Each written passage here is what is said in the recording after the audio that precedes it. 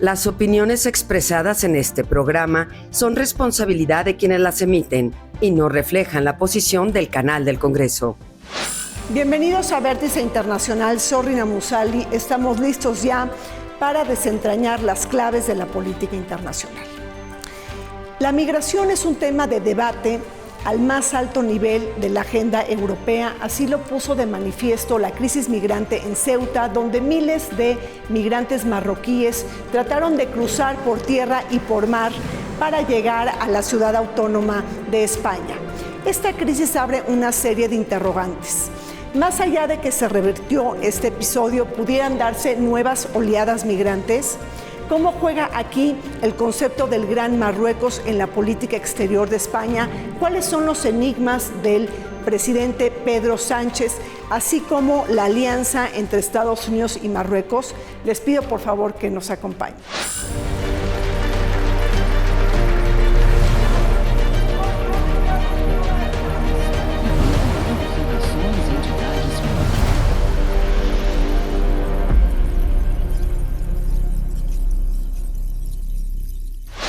Ceuta ha acaparado los titulares de la prensa internacional, no solo por la crisis migratoria que tocó suelo español el pasado 30 de julio, cuando miles de personas cruzaron desde Marruecos y la frontera llegó a verse desbordada, sino porque volcó la política española en tan solo unas horas, poniendo en duda los pilares fundamentales de la integración y cohesión europea y de asuntos tan importantes como la seguridad.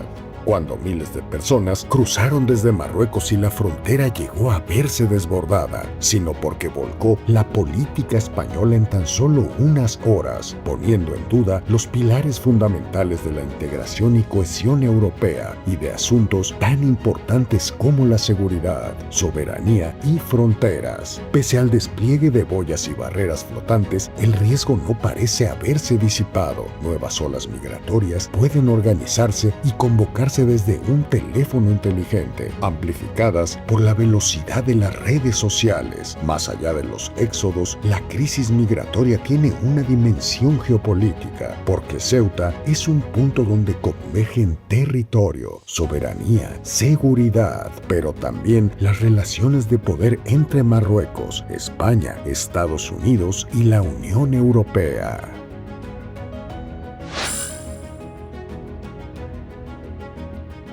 Ceuta es el epicentro de una crisis que no ha terminado. La crisis migratoria que se coloca en el centro del debate europeo y que eleva la presión sobre las fronteras. Conforme pasa el tiempo, corre el riesgo de que ocurran nuevas oleadas migratorias desde Marruecos, un tema muy complejo que se combina con otras aristas muy delicadas como el tema de la soberanía, de la seguridad, de los controles fronterizos y también de la migración. Pero sobre todo también se conecta con una dimensión geopolítica por el control de los estrechos marítimos. Para hablar de todo esto nos acompañan desde la antigua sede del Senado de la República, Luis Guacuja Acevedo. Él es profesor del posgrado de la UNAM y un experto en temas europeos. Bienvenido, Luis. Muchas gracias, Rina. Un gusto, como siempre. Nos acompaña la doctora Carolina Aguilar Román. Ella es profesor de la UAM y también especialista en asuntos sobre migración irregular. Bienvenida, Carolina. Y nos acompaña José Antonio Foronda Farro. Él es coordinador jurídico del Tribunal Internacional de Conciencia de los Pueblos en Movimiento. Bienvenido. Luis, el pasado 30 de julio, Ceuta vivió una crisis migratoria de las más significativas de su historia, si no es que fue la peor de su historia. La problemática no ha terminado. ¿Tú crees que puedan venir nuevas oleadas de migrantes? Es posible porque no es la primera vez que ocurre. Ya hubo un antecedente, aunque de menores dimensiones, en el año 2021, durante la pandemia de COVID, cuando el líder del Frente Polisario del Sáhara Occidental, de la República Árabe Saharaui Democrática, enfermó de COVID y se fue a España a recuperarse. España le abre las puertas para que se hospitalice, y esto para Marruecos, que tiene esta disputa territorial con el Sáhara Occidental, fue una afrenta. Y ocurrió algo muy similar, pero bueno, en aquel entonces fueron aproximadamente 8,000 migrantes, ¿no? Los que los que llegaron, ¿no? Y esto además provocó una crisis entre Marruecos y España, que terminó con la dimisión de la entonces ministra de Exteriores Sánchez Laya, ¿no? Arantxa Sánchez Laya, ¿no? Entonces es un tema recurrente porque es una relación compleja la que tiene España con Marruecos, y ahora hay otros ingredientes, como bien señalabas, ingredientes geopolíticos, ¿no? Marruecos es el principal aliado de Israel y de Estados Unidos en la región. Entonces esto nos dice mucho, y la posición de España frente al genocidio contra el pueblo palestino, la posición de España frente a Estados Unidos al negar las bases militares para el tema de Irán, al oponerse a este aumento del presupuesto en materia de armamento que exige Donald Trump con relación a la OTAN. Claro. Entonces hay muchos ingredientes por ahí. Sí, claro. Sobre todo hay una dimensión geopolítica que vamos a desentrañar. Pero Carolina, bueno, hasta el momento la situación se ha revertido, pero también permanecen todavía 5,000 personas en Ceuta, sobre todo menores no acompañados. Y bueno, esto ya se convirtió también en un conflicto político. Ahora los niños no acompañados y la crisis humanitaria en la ciudad. ¿Cómo estás viendo el panorama?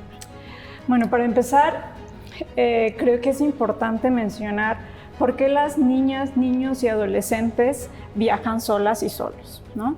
Puede ser que sea parte de una estrategia familiar, que les manden y crucen diferentes fronteras como estrategia familiar migratoria, pero en este caso específico fue más un asunto, como vimos en las caravanas centroamericanas que cruzaron por México. Las niñas, niños y adolescentes fueron viendo que había este movimiento y decidieron sumarse en un tanto un poco más espontáneo que como parte de una planificación de una migración que fuera como mucho más parte de la estrategia de la familia. Y lo que pasa cuando cruzan, en este caso, cuando cruzaron Ceuta y están ahora ahí estos adolescentes, es que por ley el Estado español les tiene que acoger, porque son menores no acompañados. Si vinieran con sus padres, los hubieran expulsado, los hubieran devuelto. Pero como vienen solos, la ley dice que no los pueden expulsar. De hecho, los tienen que tener en algo como casas de asistida, lo cual tampoco estamos viendo, que está fallando un poco ahí el sistema, y que lleva años fallándole sobre todo a los niños marroquíes que cruzan solos, porque hemos visto que llevan durmiendo en las calles, no tienen como la seguridad alimentaria. Entonces esto les pone una mayor vulnerabilidad. Una, al estar lejos de sus familias; dos, por ser adolescentes; y otra, porque no tienen ni siquiera una red en el lugar en donde están ahora que les trate de brindar lo más mínimo, ¿no? Y creo que eso es algo que también tiene que ver con esta relación España-Marruecos, que aunque sean adolescentes y aunque sean niños, lo siguen viendo como son la amenaza, ¿no? Sobre todo si eres un joven, un adolescente de 15, 16 años, moreno, árabe, eres una gran amenaza para Europa, ¿no? Entonces, por eso es complejo lo que va a pasar con ellos, pero ahí siguen. José Antonio, entonces estamos viendo una crisis en donde yo creo que los números dicen todo, ¿no? Prácticamente 72,000 migrantes marroquíes que llegan a una ciudad autónoma de España, a Ceuta, que tiene 84,000 habitantes. Es decir, esto no tiene precedente. Así es un tema, como lo han dicho mis distinguidos colegas, precedentemente muy complejo, como lo es la migración como tal, multifactorial. Por ello creo que es muy importante al analizar este tema, como lo hacemos en nuestro Tribunal Ético y de Conciencia, al cual estoy representando aquí, de la movilidad humana, con una manera conjunta para el análisis del caso concreto de cada persona desplazada o migrada o migrante, de la migración, del refugio y el asilo, que poco se habla y que se le parece, pero no es lo mismo que la migración en su tratamiento jurídico, tanto local como internacional. Y obviamente el tema de los desplazamientos, porque ya los perfiles de la migración han cambiado y ya no son las migraciones solamente de las personas, ya son de estos grupos humanos, ¿no? México tiene experiencia en ello y creo que este es un fenómeno que ha sucedido en Europa que debemos tomar muy en cuenta en México. Pero además, en el fondo hay también un asunto inevitable. Sabemos que tenemos un bloque de enfoque geopolítico, pero es inevitable abordarlo, que es lo irrefutable de que todavía el tratamiento que le da España en este tema a Marruecos es con una visión de colonialismo, ¿no? Y España nada tiene que hacer ahí. Es territorio marroquí, debería resolverse en Marruecos. Y la instrumentalización que se hace y la externalización que se hace de las políticas de los países interesados e implicados en este tema. O sea, no es tan lineal nada más entre España y Marruecos, que hay una relación bilateral muy especial que ya el compañero adelantó en analizar algunos aspectos, sino que hay otros intereses como es de Estados Unidos, como es de Irán, como es de la Gran Bretaña, etc. Hay una confluencia de países y de ejes ahí. Luis, hay una resolución del Tribunal Español sobre no devolver en caliente a los migrantes marroquíes que cruzan nadando para llegar a Ceuta. Este fue uno de los principales desencadenantes, pero ¿cómo lo vinculas, por ejemplo, con la política migratoria de Pedro Sánchez? Eso también pudiera ser un incentivo para haber llevado a cabo, o sea, para haber irrumpido en esta crisis que es tan compleja. Claro. Bueno, quizás lo que hay que mencionar es este escenario global donde se criminaliza la pobreza. O sea, hay más de 130 conflictos armados en todo el mundo, un genocidio en contra del pueblo palestino, un genocidio de baja intensidad contra Líbano, múltiples crisis que provocan desplazamientos, las propias guerras, la crisis humanitaria en Yemen, en Sudán, en el Congo. Pues todo esto pues es parte, además de un modelo económico, ¿no? Claro, lo más fácil, sobre todo desde Europa, es señalar al migrante como el causante de todos los problemas. Pero ¿qué pasa, por ejemplo, en el norte, en el África Occidental, Somalia, por ejemplo, ¿no? Donde los pescadores pues no tienen que pescar porque todo se lo lleva Europa, ¿no? A través de las políticas pesqueras, y entonces tienen que emigrar. Entonces es una crisis muy compleja. Sí, España tuvo, digamos, 2-3 episodios que hay que conectar.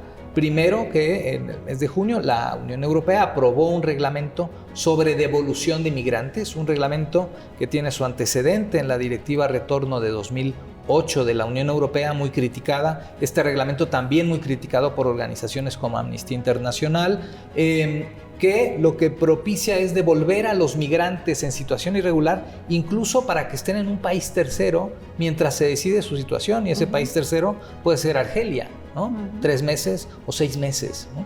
Y otros ingredientes que a los que España y buena parte, digamos, de los partidos progresistas en la Unión Europea se opusieron, y sin embargo se impuso la agenda de la extrema derecha en el Parlamento Europeo, se aprobó este reglamento, y Pedro Sánchez, en sentido contrario, lo que hizo fue primero regularizar a casi 1 millón de migrantes que ya estaban allí. Y luego esta resolución del Tribunal Constitucional que dice, a ver, quien llega nadando por el Mediterráneo, que hay que señalar, bueno, por un lado es territorio europeo, y por otro, bueno, está el norte de África. Bueno, hay que recibirlos, no se les puede devolver. Y entonces, claro, con esta crisis, como bien señalas, en un lugar donde hay 84,000 habitantes, llegan 70,000, por supuesto que hay un colapso monumental, ¿no? Ahora, hablando entonces, Carolina, del ambiente preelectoral en España, sabemos que habrá elecciones en el 2027. Bueno, pues, ¿cuál es la posición que toman los partidos de derecha y de ultraderecha conservadora sobre la crisis de Ceuta? Sobre todo porque estamos pensando que la migración se va a convertir en el gran eje de las campañas políticas el próximo año. Pues, de hecho, para los partidos y las políticas de derecha y lo que estamos viendo a nivel mundial, grupos de extrema derecha, porque ya no solamente hablamos de derecha, sino estamos hablando de extremas derechas, parte fundamental de las ideologías de derecha es el nativismo. Esto significa que todo lo que no es nosotros, o sea, todo lo que no es Europa, la blanca, está fuera. Y entonces, pues ahí vienen todas las personas migrantes, ¿no? Tanto vemos a las personas árabes como vemos a las personas asiáticas, o en menor medida las personas de origen latinoamericano, pero siguen siendo ese chivo expiatorio y que lo vamos a ver en todo el mundo en repetidas ocasiones. Vamos a escuchar políticos, tanto de líderes de Estado como líderes parlamentarios, vamos a escucharles hablar en contra de las personas migrantes porque es parte de la política de derecha. Y entonces lo que viene de fondo es cómo entendemos que el mundo se está polarizando cada vez más y que en el medio tenemos un montón de personas que van a ser una fuerza de trabajo que, por un lado, les tienen que dejar pasar para que las economías globales puedan seguir funcionando tal y como las conocemos, pero por otro lado les tienen que atacar y les van a atacar como el enemigo, les van a atacar como que son los terroristas, como que son los que vienen a abusar del sistema de bienestar que tiene Europa, ¿no? Y entonces pensar qué va a pasar con estas personas y sobre todo con las niñeces e infancias, ¿no? Por supuesto. José Antonio, entonces estamos hablando que a los migrantes, digo, ya lo han dicho tanto Luis como Carolina, se les está estigmatizando de todos los males. Prácticamente hay un estigma negativo, se les dice que son criminales, invasores, hasta violadores.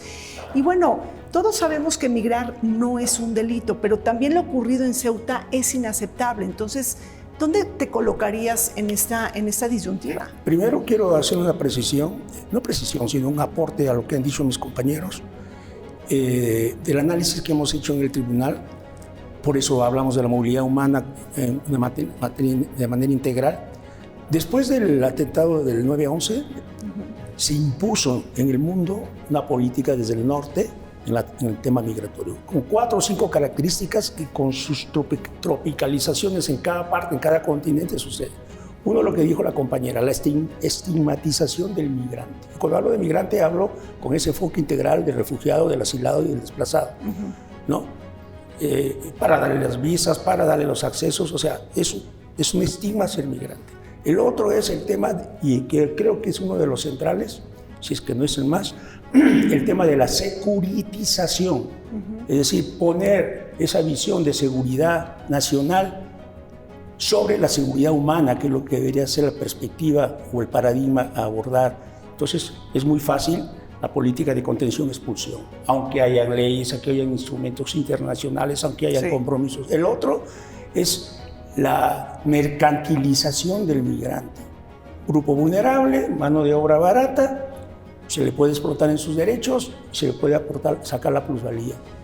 Lo otro es la criminalización, es decir, y no nos hagamos tontos, después del negocio del narcotráfico, el más rentable y ilícito es el tráfico indocumentado. Yo creo que eso lo resume todo. Entonces mi posición es, y hablando sobre todo por América Latina y México en particular, es que tenemos que cambiar el paradigma de la seguridad nacional a la seguridad humana, de darle la portabilidad de derecho a los migrantes. ¿Por qué les vamos a quitar el derecho por el solo hecho de atravesar otras fronteras? Así como existen para los niños, el interés superior del menor sobre todas las cosas, y no darle tratamiento igual de un migrante, y convertir el problema humanitario, de derechos humanos muchas veces en derecho humanitario. Y esa diferenciación a la hora de hacer una resolución o resolver un problema no lo tomamos en cuenta. No, y buscar oportunidades económicas, bueno, pues tampoco es un delito y tampoco debe de equipararse con el crimen. Así es, bajo la lógica de hoy tenemos el tratamiento migratorio encapsulado bajo los parámetros de la seguridad nacional y de los controles fronterizos. Hacemos un corte, volvemos.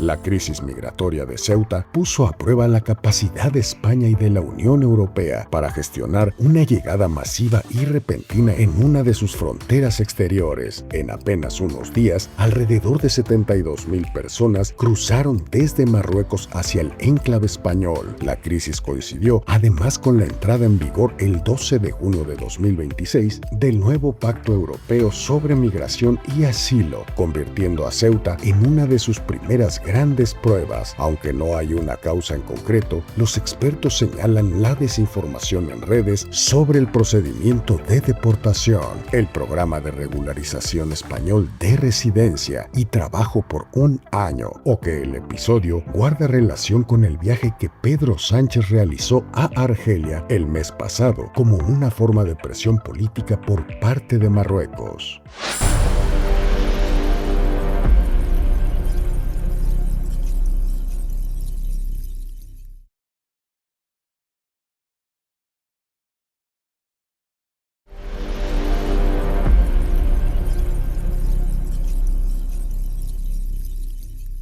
La relación de España con Marruecos es una cuestión que trasciende el ámbito bilateral. Ceuta y Melilla forman parte de la Unión Europea, pese a los reclamos territoriales de Marruecos y la disputa en torno al Sahara Occidental. En momentos de efervescencia expansionista y del interés de las potencias centrales y medias de ampliar los espacios de control territorial, Marruecos intenta convertirse en puente entre Europa, África y el Atlántico y seguir reivindicando reclamaciones que involucran a Mauritania, Argelia y España. Aunado a ello, el discurso nacionalista e identitario del Reino de Marruecos también busca aumentar su influencia económica, diplomática y de seguridad hacia África Occidental, la región del Sahel y el Mediterráneo. En este contexto, resulta clave el reconocimiento trumpista sobre la soberanía marroquí del Sahara Occidental y la amplitud de las relaciones de Washington con Rabat en materia de seguridad, inteligencia, contraterrorismo y de ejercicios militares conjuntos.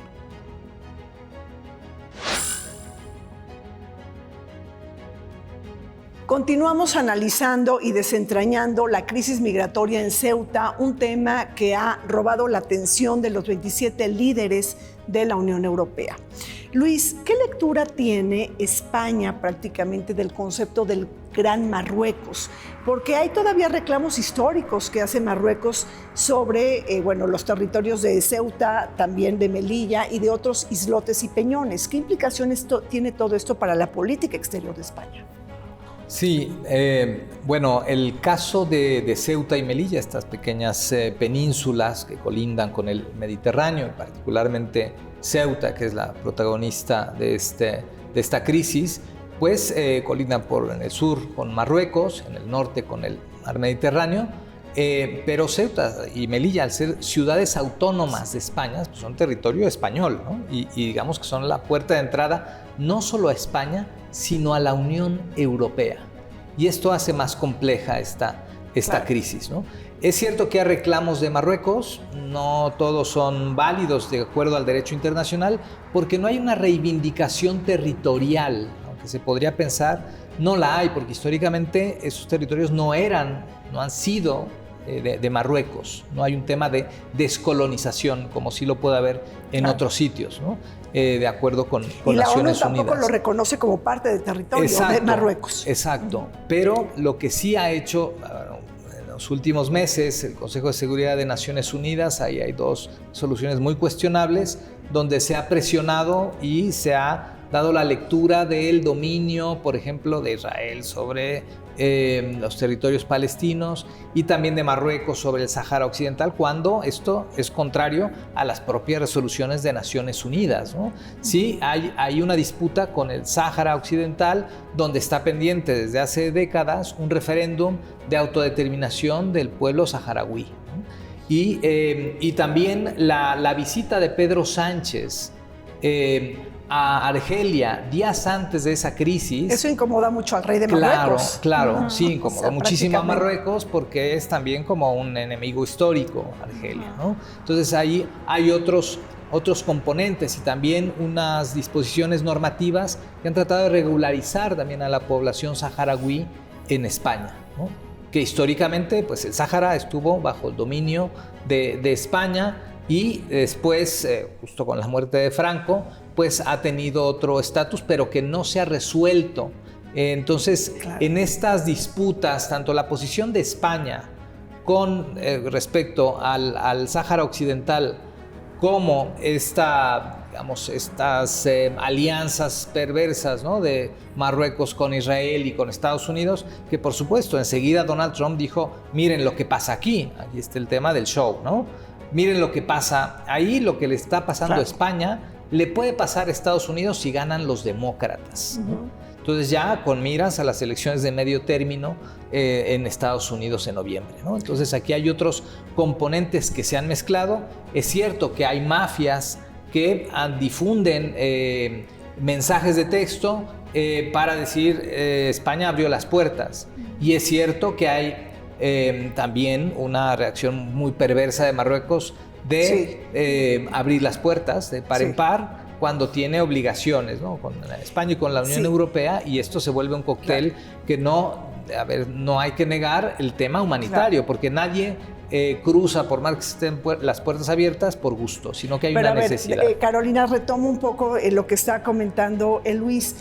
Hay varias hipótesis alrededor del tema que señalan que el Reino de Marruecos fue permisivo, ¿no?, a la hora de abrir las fronteras. ¿Qué quiere decir? Que se está utilizando a la política migrante como un arma para instrumentalizar prácticamente las guerras híbridas entre países, es decir, como foco para presionar políticamente a otros países. Claro, o sea, lo que hizo Marruecos al decir yo no voy a hacer nada, o sea, prácticamente no voy a hacer nada, pero eso significa mucho, ¿no? Significó mucho. Se llama omisión. Sí, pero la omisión también es una decisión política, claro, ¿no? Prácticamente. Y fue derivada de esta visita a Argelia, de decir, bueno, si Marruecos y España tienen tratados sobre terceros países seguros, de cómo frenar la migración, de cómo España y la Unión Europea financia de esta manera como frenar a todas las migraciones que vienen del continente africano en Marruecos, o sea, es como ese filtro, ¿no? O sea, pensemos un poco en paralelo lo que pasa con las migraciones México-Estados Unidos y España-Marruecos. Tienen algo en común, que se trata de la historicidad, o sea, tienen una historia muy larga. Y también hay un tema, pues, de la vecindad, ¿no? O sea, como son vecinos España y Marruecos, pues eso genera otro punto, el tercer punto, que es la masividad. O sea, ¿por qué tenemos tantas personas migrantes de origen marroquí en España? No solamente tiene que ver con esta cuestión colonial, sino por la misma vecindad. Es mucho más fácil para las personas marroquíes intentar cruzar solamente Ceuta o Melilla que para quienes vienen de países subsaharianos tener que cruzar toda otra ruta, ¿no? Entonces eso nos pone dimensiones distintas, ¿no? De por qué vimos a las personas marroquíes y vimos menos personas del África subsahariana que también se pudieron haber aprovechado y que lo hicieron, ¿no? Claro que en los medios solamente vimos a los marroquíes, pero que también estaban, por otro lado, personas migrantes que venían de otras regiones, ¿no? Pero, José Antonio, también estamos, atestiguando un momento muy importante, sobre todo esta crisis migrante que, ya hemos visto que tiene muchos vasos comunicantes, pero no podemos olvidar la relación tan intensa que hay entre Donald Trump y el rey Mohamed VI de Marruecos, porque si bien Trump tiene una tirantez muy, muy sintomática con Pedro Sánchez de España, pues tiene una cercanía con el rey, y cómo eso también de alguna manera detona la crisis. ¿Tú ves que ahí hay ciertos incentivos para ello? Definitivamente, yo no creo en las casualidades. Sí. No, yo creo que sí hubo manipulación en la permisividad que tú señalabas del paso de los migrantes, mayoritariamente los marroquíes, y hay un trasfondo político, obviamente, ¿no? No es casual, por ejemplo, la alianza de España con Argelia respecto del gas, que es algo bien estratégico. Tampoco el tema de Gibraltar. El estrecho de Gibraltar, claro. Los estrechos que son tan necesarios para la geopolítica del Imperio del Norte. Y lo mismo pasa aquí con nosotros. Yo lo resumo en algo. Mientras no tengamos soberanía real y una política migratoria propia, no reactiva e impuesta desde afuera, estos fenómenos se van a estar repitiendo. Al grado tal que hasta da la sensación que se está haciendo un eje entre Israel, Estados Unidos, Marruecos, y del otro lado está España, está Argelia, por todo lo que ya han explicado, con las implicancias políticas, económicas. Claro. Entonces, hay definitivamente ese manejo, y con eso termino.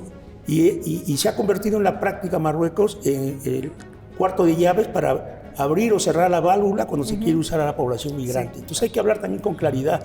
La cooperación, con todo respeto, la cooperación internacional no está de la mano de la corresponsabilidad. Siempre le echan la pelota al país receptor, pasa con México, Estados Unidos. Claro. Ahora, Luis, inclusive no se puede descartar que se abra o se cierre la válvula de los migrantes como un instrumento de política y de presión de cara a las elecciones de España en el 2027, ¿no? Sí, es decir, esto realmente pues es una cosa que no acaba, es un problema que no se puede revertir, ¿no? De un día a otro. Exacto, porque esta crisis provoca, digamos, le da gasolina, ¿no?, al fuego ya de por sí propagado de la ultraderecha, y que está muy bien asentado en España, ¿no?, donde ya de pronto se borra la línea entre los partidos de centro derecha y la ultraderecha, ¿no? Tenemos en Díaz Ayuso un ejemplo muy claro. Y entonces las críticas, ¿no?, de decir nos vienen a invadir, y el presidente Pedro Sánchez está permitiendo la invasión. Y además con las políticas de regularización de migrantes y tal, pues también. Y con esta resolución judicial, lo mismo, ¿no? Y claro, de cara digamos, a la dinámica política en España, que ha tenido muchos altibajos en los últimos años, meses y semanas, porque después de aquella también sentencia del Tribunal de la Unión Europea hace 2 o 3 semanas, que avala la ley de amnistía en favor de los políticos independentistas catalanes, que le da también mucha fuerza al gobierno de España, porque digamos que certifica, digamos, que tuvo razón en aliarse con los partidos independentistas catalanes en su momento.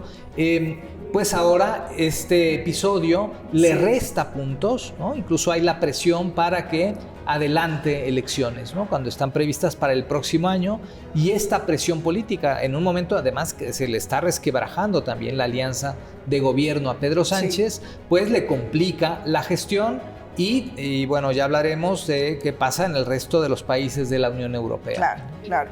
Carolina, y bueno, pues no saquemos del contexto también ni del radar, sobre todo que Trump en su primer mandato reconoció a Sahara, ¿no? Al Sahara, la soberanía del Sahara Occidental a favor de la soberanía de Marruecos. Y bueno, esto fue como una moneda de cambio ahí de los acuerdos de Abraham, es decir, la normalización de relaciones exteriores de Marruecos con Israel. También esto lo estás viendo como dentro del movimiento, que nos puede dar una explicación de esta crisis migratoria. Sí, tiene todo que ver. Sí, todo tiene que ver. O sea, es que todo está como interconectado. Increíble. Sí.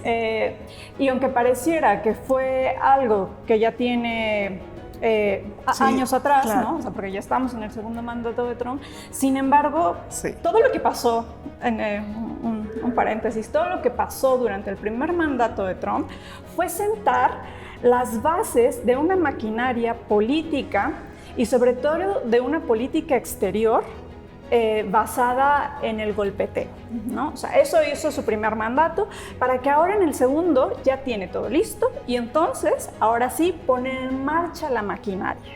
Y esta maquinaria tiene que ver con alianzas con Marruecos, con alianzas con Israel, y así empezar a decir, estos somos los que estamos del lado del bien, porque aparte la extrema derecha tiene una idea de que ellos son los que están haciendo el bien y que los demás son los que están trayendo todo el mal que causa problemas a las sociedades.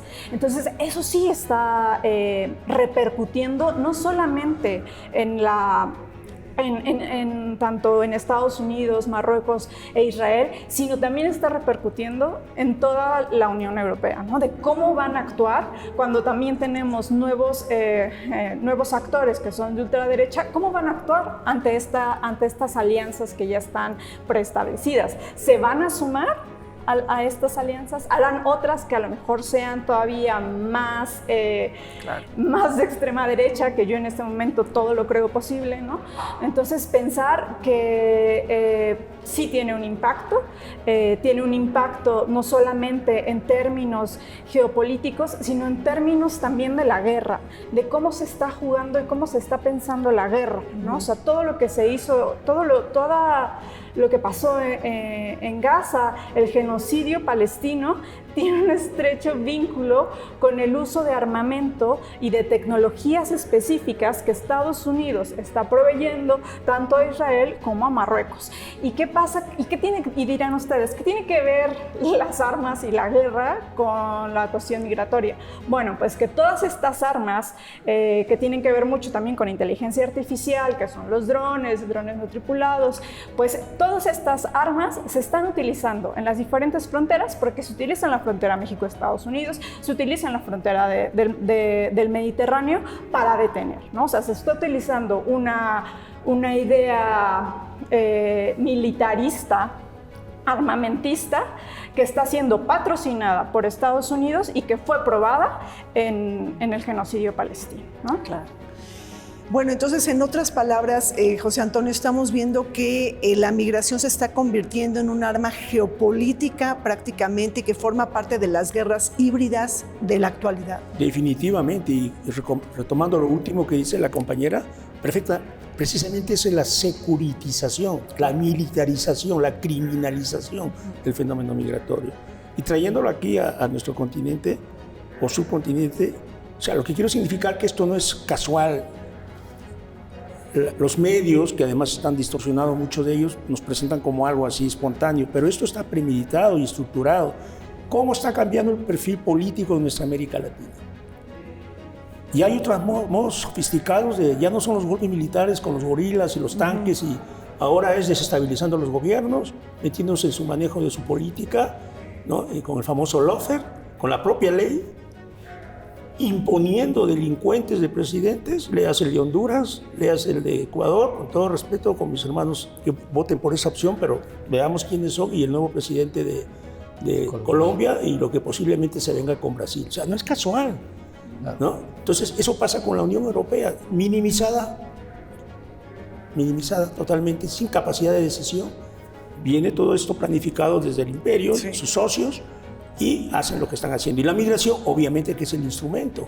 Claro. Es el instrumento. Entonces, si no vemos con ese enfoque otra vez humanitario, ese enfoque integral, ese enfoque de privilegiar lo humano, ¿no? Vamos a seguir como un círculo vicioso, y el imperio va a seguir con tus formas sofisticadas de estar controlando. Y obviamente tener la mano de obra barata siempre va a ser necesaria para el sistema capitalista. Luis, bueno, pues entonces estamos hablando de este diseño geopolítico mayúsculo del que estamos hablando, que es muy interesante, pero déjame hacerte una pregunta muy particular. Ceuta y Melilla forman parte de la Unión Europea, son ciudades autónomas de España, pero en algún momento, si viene un conflicto mayor, la OTAN pudiera defenderlas, considerando que geográficamente pertenecen al norte de África.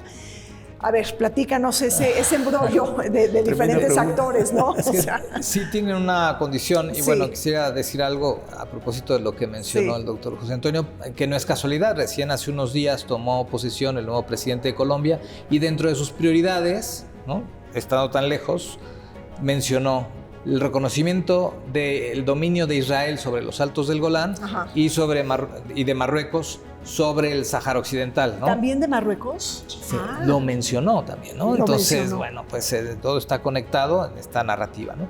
La condición de ciudades autónomas de Ceuta y Melilla es muy peculiar, ¿no? No son parte como tal de la OTAN. Ahí hay, digamos, vacíos que dicen, no, digamos, la Unión Europea empieza ya cruzando el Mediterráneo, ¿no?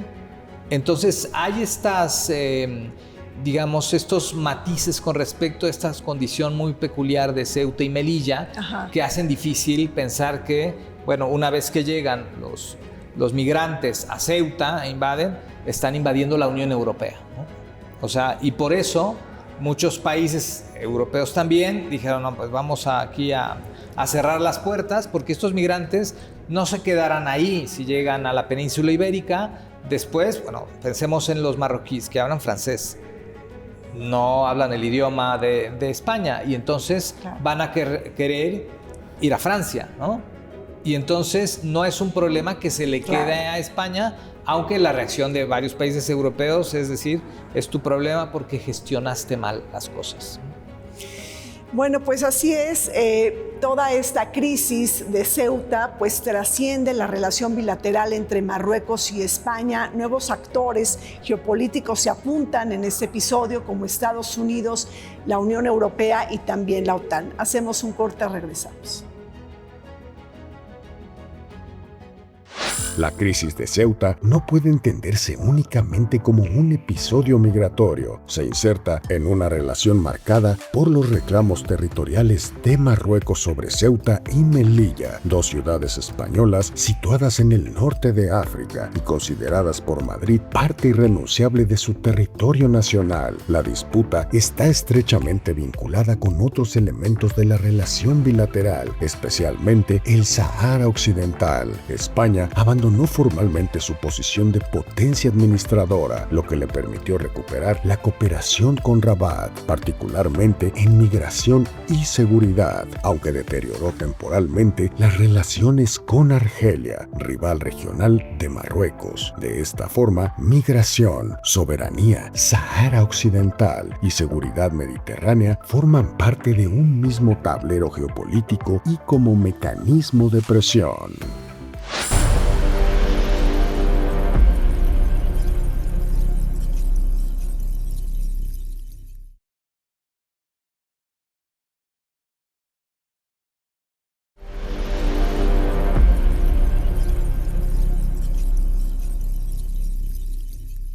La crisis migratoria de Ceuta pone a prueba el nuevo pacto de la Unión Europea sobre migración y asilo, cuya entrada en vigor fue en junio del presente año. Justamente, el establishment europeo se ha reunido en varias ocasiones y de manera extraordinaria para coordinar la respuesta europea, pese a que varios países han tomado medidas unilaterales y desde su concepción de seguridad nacional, Italia suspendió su política de fronteras abiertas de Schengen con España, reforzando los controles fronterizos, mientras que Francia reforzó el número de policías en su frontera con España. Precisamente, el pacto promete responder a llegadas masivas, dar apoyo ante la saturación de sistemas de acogida y control de fronteras mediante la movilización de asistencia operativa y financiera. En ese sentido, Ceuta no solo pone a prueba la frontera española, sino pone a prueba si la Unión Europea puede actuar como bloque cohesionado políticamente ante una crisis migratoria.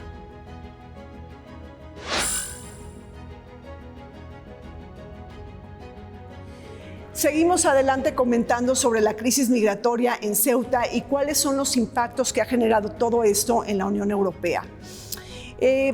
José Antonio, ¿puede esta crisis migratoria de Ceuta de alguna manera también poner en el foco de las atenciones, por así decirlo, el estrecho de Gibraltar? Es decir, ¿cómo se imbrica este tema del estrecho de Gibraltar, sobre todo considerando que pues hoy los estrechos están en disputa internacional por todos lados, ¿no? Que si el estrecho de Hormuz, que si el de Malaca, que si el de Bab el-Mandeb en el Mar Rojo, inclusive el Canal de Panamá. Entonces, ¿cómo imbrica el estrecho de Gibraltar en esta crisis o no? ¿Cómo ves? No, yo creo que sí, definitivamente lo mencioné hace un momento. Y es un viejo tema el estrecho de Gibraltar que en la práctica pues está en manos del Reino Unido, que es el gran aliado de los Estados Unidos, ¿verdad? Y que estratégicamente le interesa tener los estrechos por todo lo que está pasando en Gaza, en las otras partes árabes, y por el control sobre todo de carácter político. Y obviamente tiene que ver también con nosotros, ¿no? La recuperación, por ejemplo, y la imposición en Panamá, ya le habían entregado el Canal de Panamá a los americanos, a los panameños, y ahora nuevamente se lo quitaron, ¿no? Y viene a ser también una amenaza, por ejemplo, frente a la visión bolivariana de los países bolivarianos. Bueno, pero ahí en el Canal de Panamá también tenemos todas las inversiones de China, ¿no? Del gigante asiático. Ese es otro tema. Ese es otro tema. El estar sobre los gobiernos de Perú, de Colombia, de Bolivia, es precisamente contrarrestar todos los megaproyectos que los chinos están haciendo en la guerra comercial que traen ellos. Entonces nosotros, el resumen está reafirmando su patio trasero, porque, vuelvo a repetir, no tenemos la soberanía necesaria ni las leyes propias que pudieran en otro escenario el trato ser diferente con los que somos socios. Claro. Carolina, se aprobó y entró en vigor el Pacto Europeo de Migración y Asilo. Prácticamente se está estrenando y se irrumpe la crisis en Ceuta. Bueno, ¿qué dice este pacto sobre posibles nuevas oleadas migratorias o cómo va a gestionarse toda la toma de decisiones de acuerdo al pacto? Básicamente, lo que va a hacer el pacto es tratar de restringir todavía más la entrada, tanto las entradas irregulares como las entradas regulares, ¿no? O sea, quienes intentan conseguir visas de estudio, de trabajo o hasta las mismas reunificaciones familiares, también las va a intentar restringir. Y dirán, ¿pero por qué? O sea, ¿por qué también la migración regular se va a limitar? Bueno, porque tiene que ver con esta idea de que si ya viene el esposo, la hija, y entonces esto después va a traer a la tía, al abuelo, y entonces la migración regular también se ve como un problema, ¿no? Cuando pensamos en términos de reagrupación o en términos de que alguien vaya a estudiar o a trabajar. Entonces también se están limitando se van a limitar el número de visados, ¿no? para la Unión Europea. Y en términos de migración irregular, pues es lo que hemos estado hablando durante este tiempo, ¿no? O sea, va a haber mucha más securitización, el endurecimiento de las leyes, la dificultad también, una vez que ya se logra pasar de Ceuta o de Melilla, porque esa es otra historia, ¿no? O sea, los marroquíes que logran llegar a Ceuta y a Melilla tardan mucho en salir de ahí, ¿no? O sea, tardan mucho poder salir de esta región y poder llegar ya sea a España o a cualquier otro territorio europeo por justo todas estas literal muros que hay, y entonces sí, puede ser que lleguen a Ceuta y a Melilla, pero eso no les está garantizando que vayan a llegar a España ni que vayan a llegar a otro territorio. Y entonces esto es lo que va a pasar con este pacto. Con este nuevo Pacto Europeo de Migración y Asilo. Luis, platícanos del choque de Meloni con Sánchez y también si realmente una crisis en la frontera sur de alguna manera debilita todo el proyecto de cohesión política de la Unión Europea. Sí, justamente estamos ante una pareciera desarticulación de lo que es el proyecto comunitario europeo, ¿no? O sea, uno de sus precursores, Jean Monnet, decía, la Unión Europea se basa en normas. Bueno, y la Unión Europea lleva años violando esas normas, ¿no? Hay acuerdos, los acuerdos llamados Acuerdos de Barcelona, acuerdos euromediterráneos de la Unión Europea con países del sur mediterráneo, entre ellos Marruecos, por supuesto, ¿no? Y son acuerdos de cooperación, pero también son acuerdos que ayudan a contener las oleadas de migración, como se vio ahora con Ceuta. Entonces ahí hay un incumplimiento, pero también hay un descuido. Estos acuerdos se firmaron en el 95. ¿Dónde estaba la Unión Europea cuando estalló la primavera árabe, por ejemplo, ¿no? Y lo que ahora ha hecho Meloni y otros países, ¿no? Porque primero 22 firmaron una carta, ¿no? Un poco como distanciándose de España. Los acuerdos de Schengen, una cosa es el espacio Schengen, que facilita la circulación de personas, pero son varios acuerdos de cooperación policial, judicial, de intercambio de información de inteligencia entre los países, ¿no? Bueno, lo que hizo Meloni fue absolutamente ilegal.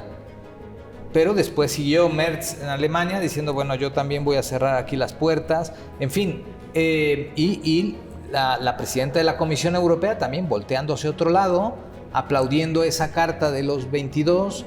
Y tiene que salir Antonio Costa, presidente del Consejo Europeo, a decir, no, solidaridad con España. Bueno, ¿dónde está esa palabra que es parte de los principios fundacionales de la Unión Europea? ¿No? La Unión Europea se crea, bueno, después de esta declaración de Robert Schuman de 1950, después de la Segunda Guerra Mundial y la devastación que ocurrió, el Holocausto, y esta declaración era una promesa de bienestar, pero iba más allá. Y era una promesa también de colaboración, y ahora he tenido que asomarme en los últimos tiempos a esa declaración de Robert Schuman. Voy a leer solo 3 renglones. Europa podrá, con mayores medios, proseguir la realización de una de sus tareas esenciales, el desarrollo del continente africano. Esto lo escribió Robert Schuman, es la piedra angular de la Unión Europea hace 76 años. ¿Qué estamos viendo ahora? Increíble. Y bueno, José Antonio, prácticamente lo que estamos viendo es que las fronteras ni empiezan o sea, las fronteras europeas ni empiezan ni terminan en España, en Italia, en Grecia o en Francia, sino también depende la política migratoria europea de lo que pasa en Libia, en Túnez, en Turquía, en Marruecos. Es decir, y de la voluntad política de esos líderes para contener la migración. A eso me refiero cuando hago cuando énfasis hablas de soberanía. Y en la externalización. ¿Qué es eso precisamente? Pongo un ejemplo local. Para venir a México, desde mi país de origen, Perú, es más fácil sacar una visa para Estados Unidos que para México. Entonces la frontera se recorre y igual pasa con la frontera sur. Entonces, esa es la famosa externalización, o esa que nos impone como país tercero de destino. Esa es una imposición de externalización. Y yo creo, vuelvo a lo mismo, estamos perdiendo lo fundamental, el ser humano. Y estamos perdiendo el principio del libre tránsito, o sea, sujeto a algunos requisitos, pero en esencia el libre tránsito, y no un negocio. Por ejemplo, aquí en nuestro país, no podemos negar que gran parte de ese negocio está en manos del crimen organizado. Lo sabemos, pero a veces no lo decimos.